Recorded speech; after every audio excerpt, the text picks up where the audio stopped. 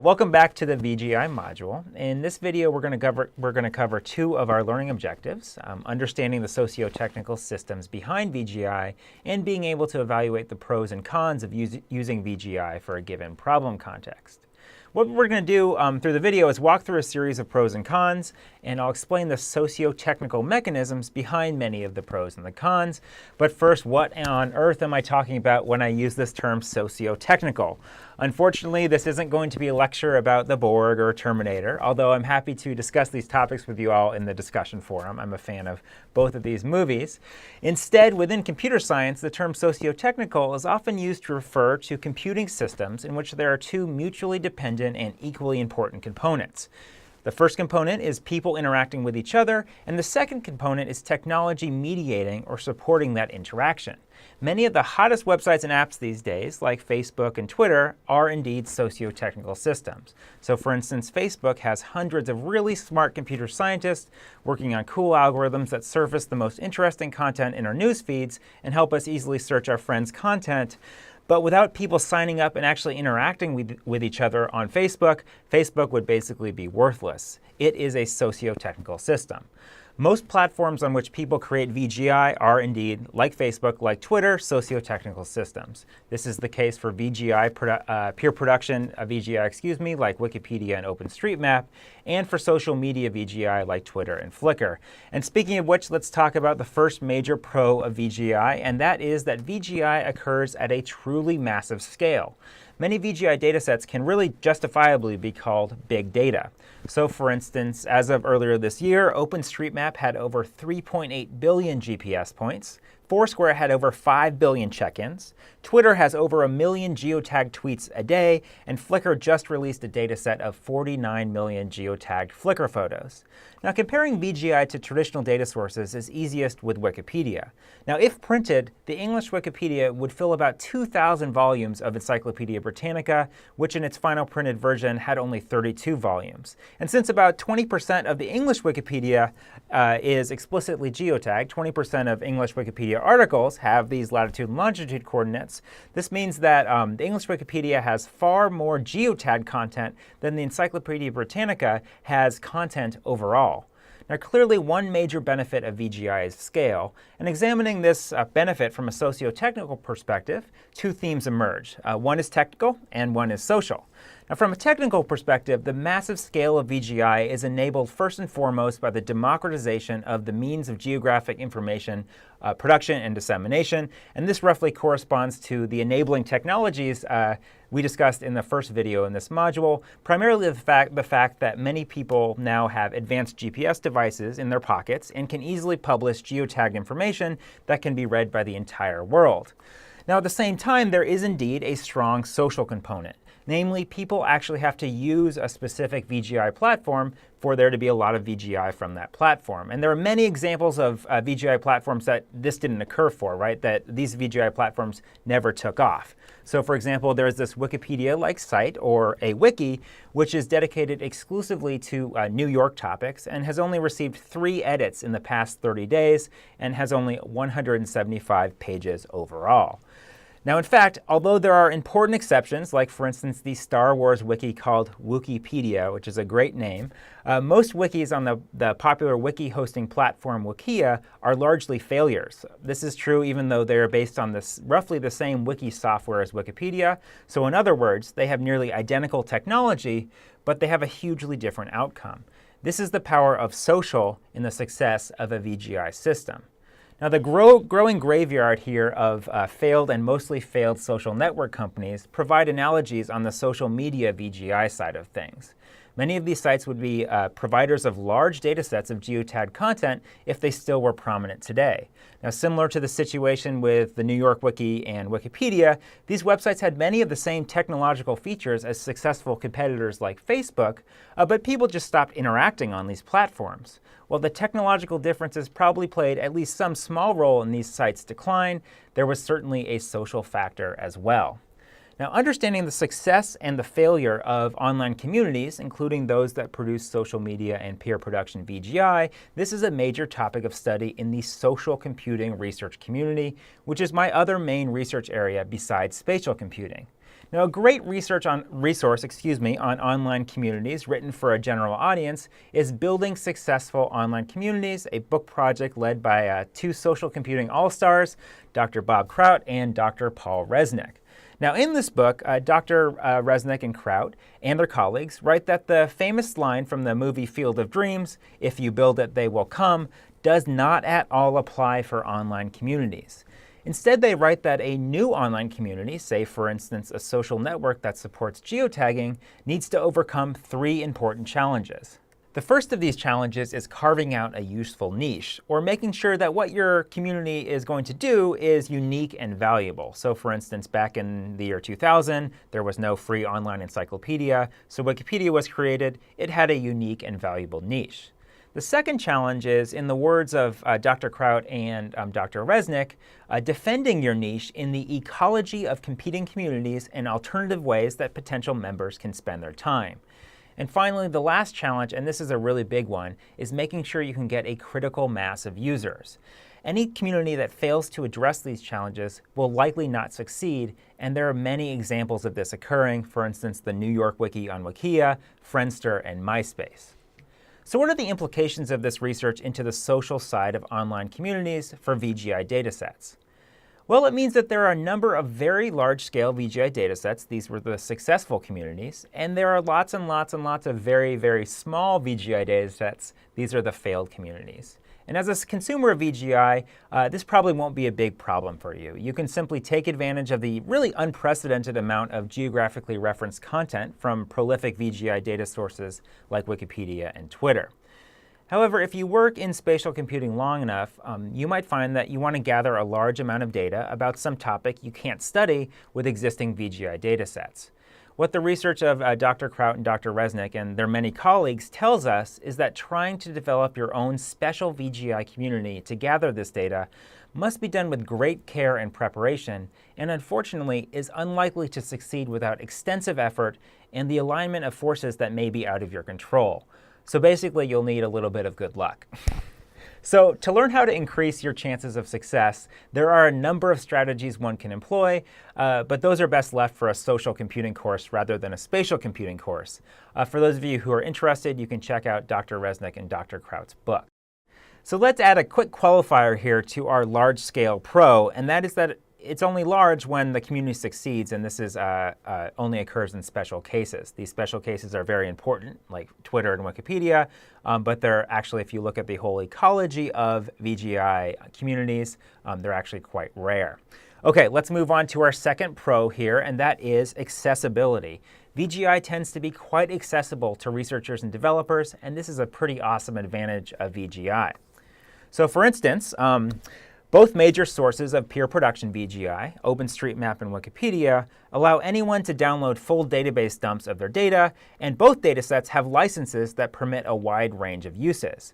Pre-made OpenStreetMap extracts for the entire world, or just parts of the world, can be downloaded from OpenStreetMap's website or a number of third-party partner sites, for instance, galefabric.de. That's generally the most popular one. Now, it's even easier to obtain and use Wikipedia data. My lab, working with Dr. Shalad Sen, who's a professor at Macalester College, we recently released our WikiBrain software. We're pretty excited about WikiBrain. With WikiBrain, anyone with Java programming skills can easily download and leverage the information in Wikipedia, including its geotags. You can imagine that I made sure that was included. We've also included implementations of some of the most well-known artificial intelligence Wikipedia-based algorithms that have been published in the past few years. Those of you in the technical track will actually get a chance to use WikiBrain for yourself in an assignment at the end of the module. WikiBrain is far from the only way to get and use Wikipedia data. There are Wikipedia libraries in other programming languages as well, and you can also download Wikipedia data straight from Wikipedia's website. Social media VGI also tends to be very accessible, although less so than Wikipedia and OpenStreetMap. Nearly all social media VGI online communities provide researchers and developers access to the community's VGI through something called an application programming interface, or an API.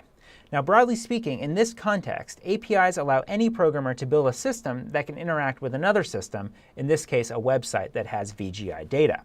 For instance, APIs are what I used to create the programs that downloaded tweets and Instagram photos in the last video. Now, unfortunately, website APIs tend to come with a very robust set of rules and limitations, and social media VGI APIs are definitely no exception. So for instance, the Twitter API one can use to download public tweets as they are posted is called the Twitter Streaming API. And as I noted earlier, the Streaming API only provides a very small sample of all tweets. To get all tweets, you have to shell out the big bucks. However, for those of us who are interested in VGI, there is actually some good news to report in this area. Recent research by Morstadter and colleagues found out something pretty cool about API access to geotagged tweets specifically. It appears that at least as of a year or two ago, the Twitter Streaming API includes around 90% of all geotagged tweets. So while the Streaming API will only provide you with a tiny percentage of overall tweets, for an unknown reason, when it comes to VGI, the Twitter API includes nearly everything posted by Twitter users. Another common limitation of APIs is that the data you receive using the API is not yours to do what you want with. There are very strict limitations on usage in general. For instance, I can't post on our MOOC website the geotagged tweets about Justin Bieber I downloaded in the last video, or if I did that, I would be in very big trouble with Twitter. Now finally, APIs tend to come with what is known as rate limits. So for instance, Instagram in many cases will only allow programmers to ask for information about 5,000 photos per hour. Now while that seems like a lot, it runs out pretty quickly if you want to build an application about a popular area, like for instance the area around the University of Minnesota, or analyze a whole lot of Instagram photos in, for instance, a research project. Now all of these restrictions, rate limits, small samples of data, usage limitations, and so on and so forth, these are all put in for a number of reasons. For instance, profit, privacy, making sure people don't overload servers, and so on and so forth.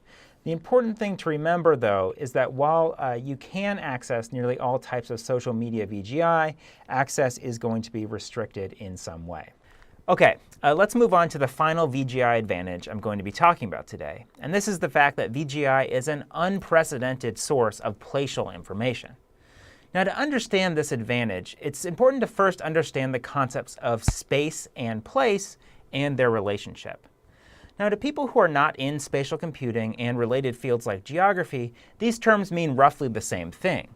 But to those of us in these fields, they describe two fundamentally different concepts. These two concepts are important ideas that can help us organize and interpret qualitative and quantitative geographic information.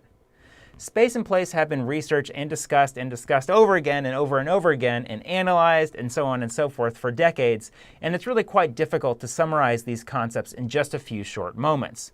But for the purposes of just giving you an overview so you can understand this advantage of VGI, I'm going to give it a shot here. So, space can very roughly be defined as referring to the positions of entities on the surface of the Earth and the relationships between them. With space, we're talking about latitude and longitude points, well-defined polygons and polylines, raster cells, and so on. We're also talking about the time and cost required to move between locations, and so on and so forth.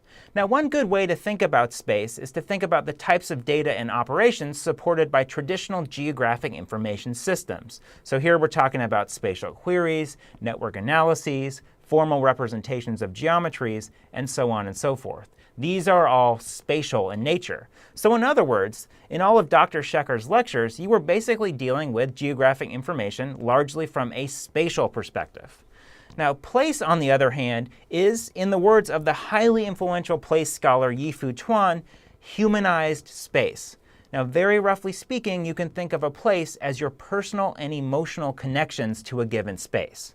So more formally, the widely used Human Geography textbook series by Feldman, Geddes, and colleagues describes place as referring to the attributes and values we individually associate with a location.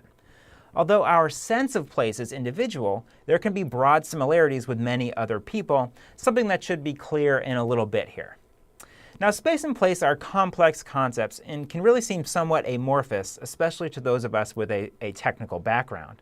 So I thought a concrete example here might help, and for this example, let's turn our attention to CenturyLink Field in Seattle, where the Seattle Seahawks play their games.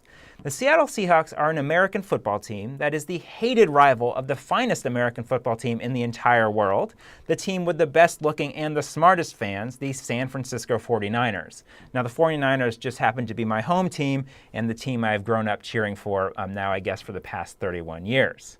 So, in summary, all you need to know about American football, for those of you outside the United States, is that the 49ers are the team you should root for, and the Seahawks are the team you should root against. So, continuing on with our space and place example, the 49ers and the Seahawks played each other at CenturyLink Field in the semifinals last year, and unfortunately, the Seahawks managed to achieve a last-minute victory.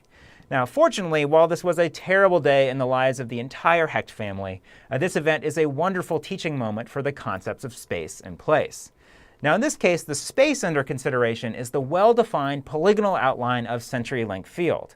This polygonal outline can be described as a series of latitude and longitude coordinates, and this outline can be stored in a spatial database and can be considered in, for instance, a spatial query. It is also a polygon that, in an absolute sense, is understood and operationalized by both fans of the 49ers and fans of the Seahawks. However, thanks to the heartbreaking 49ers loss that occurred in CenturyLink Field, the sense of place of the field differs extensively across these two fan groups. So for 49ers fans like myself, CenturyLink Field evokes anger, frustration, and sad memories. Now, on the other hand, for Seahawks fans, CenturyLink Field evokes happiness, confidence, and, well, excitement. So for spatial information, it's easy to see in this example how traditional geographic information is really sufficient. As we saw in the previous video, official agencies like local governments, as well as private companies, can provide us with the outlines of polygons like CenturyLink Field, as well as those of cities, states, and so on. It's important to note that VGI from OpenStreetMap is also good for this purpose, as OpenStreetMap's meant to replicate and extend this official information. However, traditional geographic information in OpenStreetMap VGI is quite limited when it comes to rich information describing place. You can't download a record of the emotions that a large number of people associate with different locations from government agencies, for instance, right? Where you can find this type of data is in social media VGI. The best example here comes from Twitter.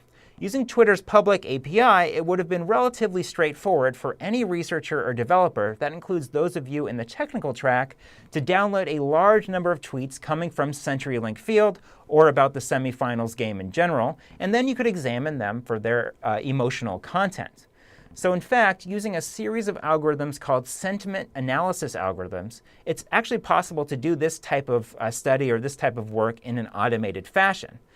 For instance, Quercia and colleagues use geotagged tweets and sentiment analysis to identify the happiest and saddest communities in the London area. So for example here, you can see the town of Brent. It's named after me. Just kidding. I'm named after the town. You can see in Brent here, there's a sad area. It's a light blue, and a happier area, light red. You can see there are some happier areas down in the suburbs here and up here, and then some sadder areas over here as well. It's easy to imagine doing something similar with any number of social media VGI resources. So for instance, by mining the caption of this geotagged Instagram photo, it's easy to assess the authors, that's me, my positive emotional connection to the University of Minnesota. Okay, so just to summarize here, while traditional geographic information and OpenStreetMap VGI are great for spatial information, social media VGI presents new possibilities when it comes to place-based or placial information. Never before has placial information been available at such a large scale. So before we move on to the cons of VGI, let's make sure we're all on the same page with a quick in-video quiz. So I'm sure you all aced that quiz, so we're ready to move on to the cons of volunteer geographic information. Now, just like there were 3 pros, I'm going to present 3 cons, and they might be a bit of a downer in that they provide constraints on the utility of VGI. But it's really critical that you understand these downsides of VGI well before you use VGI in a study or a system. I think you'll agree with that statement by the time we go through all 3 of these. The good news here is that the disadvantages, in my view, are more interesting, significantly so actually, than the advantages. Now, the first disadvantage of VGI we're going to talk about is coverage bias, and this is a really fascinating one. To understand coverage bias in VGI, it's important to know 2 things. First, VGI strongly reflects the cultural context of its contributors. Second, certain cultural groups produce far more VGI than others.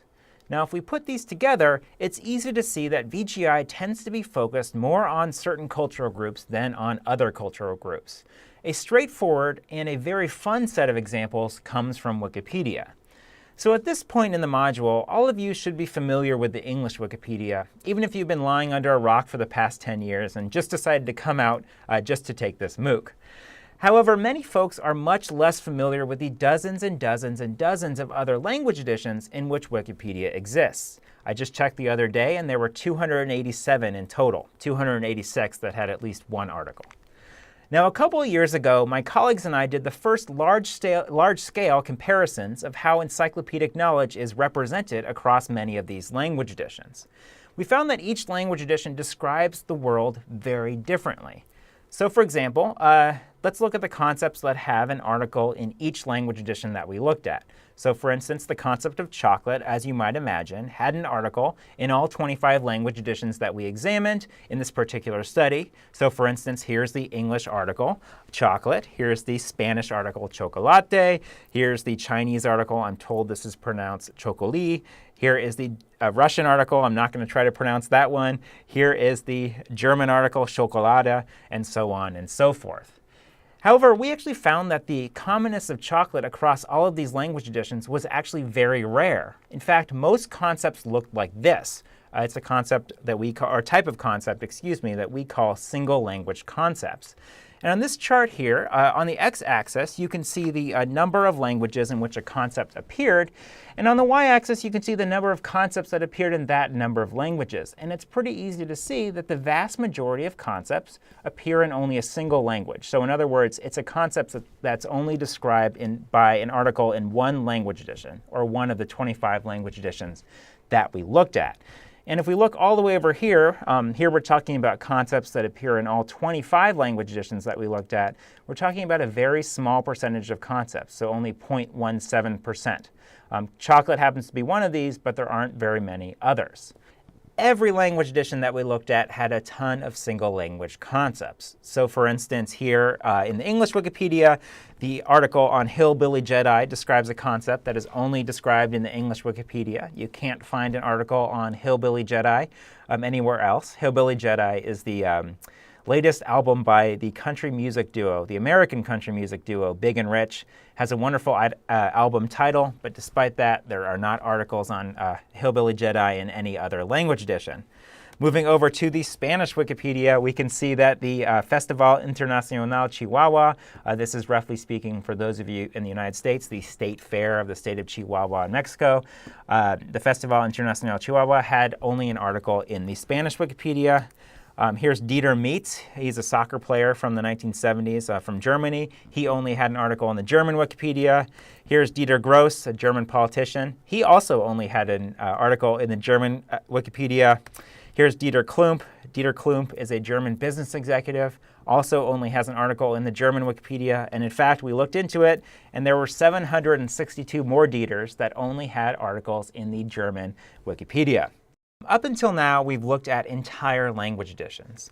What about the VGI, or the geotagged Wikipedia articles in each language edition? Well, these articles are no exception. They're biased towards the interests of the cultural communities that created them, just like the larger language editions are. So for example, my colleagues and I developed a metric called in-degree sums that examines the links between articles in a given language edition and determines how important a certain region of the world is as determined by that language edition. So if you follow me over here, you can see that here we have a map of in-degree sums in Europe according to the Polish Wikipedia. And it's pretty easy to see that Poland has by far the highest in-degree sum in all of Europe. And in fact, if we zoom out, we can see that Poland has by far the highest in-degree sum in the entire world, according to the Polish Wikipedia. Now, as I said earlier, we can think of in-degree sums as a metric of importance. So according to this map, we can say that Poland is by far the most important country in the world, according to the Polish Wikipedia. Its in-degree sum is actually 3.4 times higher than the country with the next highest in-degree sum, which in this case is the United States. Now, it wasn't just the Polish Wikipedia we saw this with, it was with all of them that we looked at for the most part. So here's the same map according to the Russian Wikipedia. You can see that according to the Russian Wikipedia, Russia is by far the most important country in the world. Here's the same map according to the English Wikipedia. We can see that England and the United States very much stand out. And then here's the same map according to the Japanese Wikipedia. The Japanese Wikipedia was something of an outlier. According to the Japanese Wikipedia, Japan is, as defined by, at least by in-degree sums, 7 times more important than any other country in the entire world. Now, if we size each country by its importance according to the Japanese Wikipedia, we can see that the world would look something like this. Now, this is something that's called a cartogram, and we'll cover cartograms just briefly in the cartography lecture.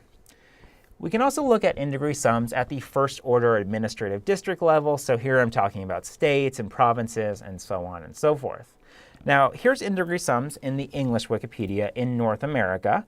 And you can see that at least north of the Mexican border, in-degree sums roughly follow the distribution of population. So California is a very populous state. It has the highest in-degree sum. Texas is also very populous, New York, Pennsylvania, and so on and so forth. Now, I want to call your attention over here to French Canada, and specifically Quebec, as I show you in-degree sums not according to the English Wikipedia, but according to the French Wikipedia. So we have English Wikipedia and French Wikipedia. In addition, it's not just language groups where we see these types of biases. Although it's less familiar, we can also talk about cultural groups in terms of profession, age, religion, gender, and many other factors. Recent research out of GroupLens, my lab here at the University of Minnesota, has shown that we see the same issues across gender lines in Wikipedia as we did across language lines. Now, some of you may be aware that Wikipedia has a disproportionately male editor population. A 2009 survey, for instance, found that 87% of Wikipedia's editors were male. Now, investigating this further, my colleagues and students in our lab used movie rating data from our lab's MovieLens website. You can see MovieLens right here. And we used this data to show that due to the fact that there are fewer female editors in Wikipedia, articles about movies like The Notebook, which are more highly rated by female MovieLens users, tend to be shorter on average than articles about movies like Rambo, which tend to be more highly rated by male MovieLens users. So it's pretty clear that Wikipedia tends to be biased towards the interests of its population of editors, whether we look at that population from the perspective of language, gender, or likely other factors as well. Now, before we move on, I want to highlight that I've referred to these biases as coverage biases rather than more explicit biases. It's important to point out that the issue of bias in Wikipedia is not one in which, for instance, people of one political viewpoint, like for instance what I'm showing here, insult opposing politicians. Now, this is considered vandalism in Wikipedia and is quickly corrected, something that we'll talk about a little more in a bit. Instead, bias in Wikipedia, including in its VGI, exists in a more implicit fashion, in which certain topics get covered more than other topics, and the topics that do get covered tend to be those that are of particular interest to Wikipedia's editor community. So we're talking specifically about coverage biases here. Coverage biases are an equally important issue in social media VGI. People of certain cultural groups, political viewpoints, genders, professions, etc., tend to contribute more social media VGI than others, and what they contribute tends to reflect their backgrounds even more so than in the case of peer production VGI. As such, when we download social media VGI, for instance using the Twitter API, and then we use this VGI in our systems and in our research studies, we're always including more of some viewpoints than of others. So for instance, my colleagues and I have found that across several different types of social media VGI, the perspectives of people living in urban areas are disproportionately represented at the expense of the perspectives of people living in rural areas, at least within the United States where we did this study. So for instance, if you look over here, you'll see that we found that there are 3.5 times more Twitter users per capita in urban areas than in rural areas, and these urban users produced 5.3 times more tweets per capita than rural users. Now, more surprisingly, you can see here that the urban bias in Foursquare is particularly strong. There are over 24 times more Foursquare users per capita in urban areas than in rural ones, and the ratio is about the same for check-ins per capita. It's important to point out, however, that when it comes to social media VGI, we shouldn't just rely on stereotypes in terms of which viewpoints will be overrepresented and which viewpoints will be underrepresented. So let's take Pinterest, for example. Pinterest recently introduced its Place Pins feature, which means that Pinterest, like many of its brethren, is now in the social media VGI business. So you can see here that I've made a Pinterest board of some of my favorite places on and near the University of Minnesota's East Bank campus. If you come here to study eventually, you'll probably frequent some of these spots.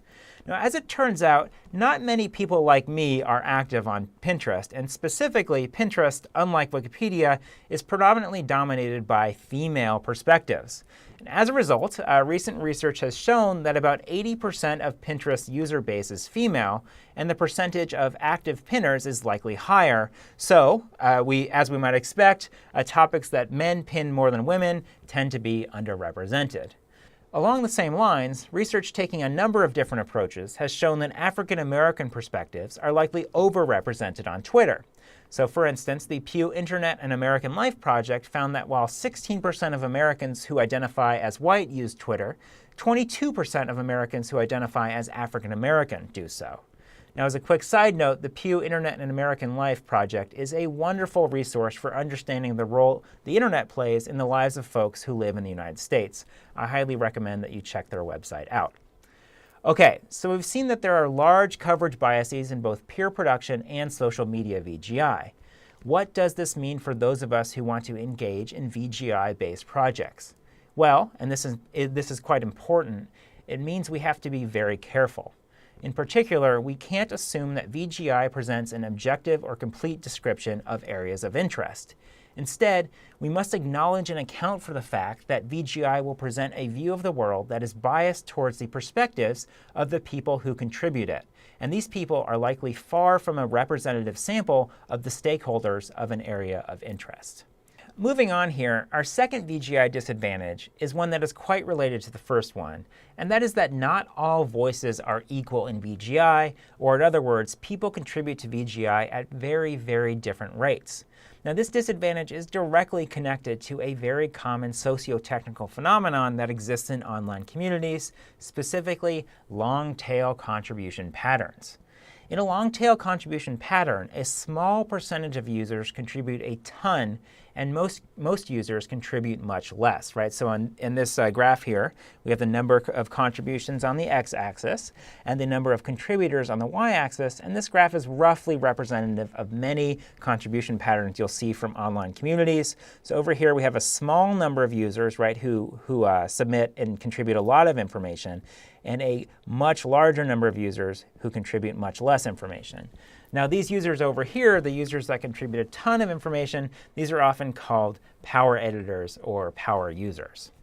For example, researchers here at the University of Minnesota, led by a former grad student here at the U named Reed Pridorsky, Reed and his colleagues found that a huge percentage of the content that is viewed on the English Wikipedia is contributed by power editors. So here's a graph from that paper that came out in 2007.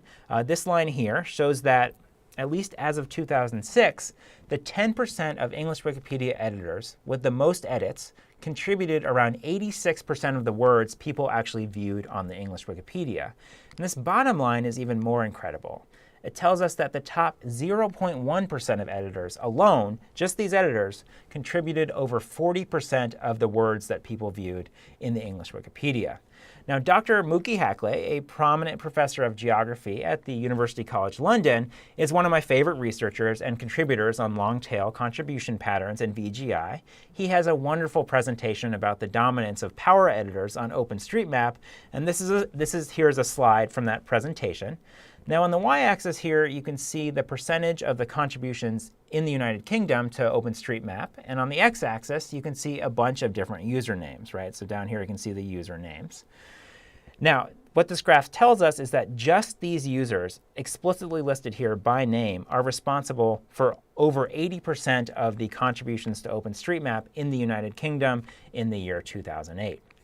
Now, the last point I want to make about the unequal contribution patterns in VGI producing online communities is that at a high level, this phenomenon might really sound quite familiar to you from the "We are the 99% slogan of the Occupy Wall Street movement. Now, that movement wanted to call attention to the fact that, at least in the United States, the top 1% of income earners earn over 20% of the nation's total income. In VGI-producing online communities, we see similar disparities, except we're not talking about income and top income earners. We're talking about VGI contributions and top VGI contributors. OK, so it's time to talk about the elephant in the room, the final con of VGI we're going to be talking about, which is accuracy. Now, this is a particularly important issue when considering peer production VGI. Now, many of you have probably been told by your teachers and perhaps your parents to be skeptical of everything you read on Wikipedia. Now, I get the pleasure of telling you that at least in this very specific case, your parents and teachers are largely wrong. Now, in 2005, Nature, one of the most prominent scientific journals in the world, Nature published a comparison of the English Wikipedia and the Encyclopedia Britannica, which is one of your readings this week, this paper from Nature. Now, in the study, experts found 4 serious errors in both Wikipedia and the Encyclopedia Britannica. So the same number of serious errors in both of these two resources, one that's peer-produced and the other that is produced by experts. Encyclopedia Britannica did, however, have moderately fewer factual errors, omissions, and misleading statements, with Britannica having, I believe, 123 factual errors, and the English Wikipedia having 162. You'll find out the details about the study when you do the readings this week. Wikipedia has been found to be even more accurate in specific domains. So for instance, Reevely and colleagues found that, to quote them, the quality of information on depression and schizophrenia on Wikipedia is generally as good or better than that provided by centrally controlled websites, the Encyclopedia Britannica, and a psychiatry textbook. Now, Dr. Hackley here has found something similar with OpenStreetMap. Specifically, he compared OpenStreetMap data to that produced by the United Kingdom, the government of the United Kingdom, and he found that where OpenStreetMap had coverage, it was quite similar to the government data. Now, this isn't to say that VGI peer production communities don't have egregious inaccuracies on occasion. So for instance, a few months ago, I saw this on the Wikipedia page for the American football team from Washington, D.C. Their rivals are the Dallas Cowboys, and it appears that someone who is a fan of the Cowboys decided to vandalize the Washington, D.C. team's page by writing that the Cowboys were the best team in the division. It also appears they failed to realize that they were bragging about the Cowboys' status from 1933 to 1949 rather than in the present day.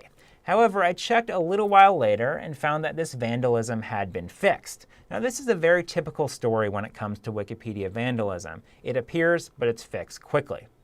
OK, so in general, while VGI might be slightly less accurate than other sources of information in some cases, in other cases, it's as accurate or more accurate.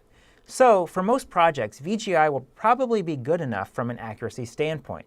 So this downside, this disadvantage is relatively lightweight compared to the other two. OK, so that's it for the pros and the cons of VGI. I'll see you in the next video.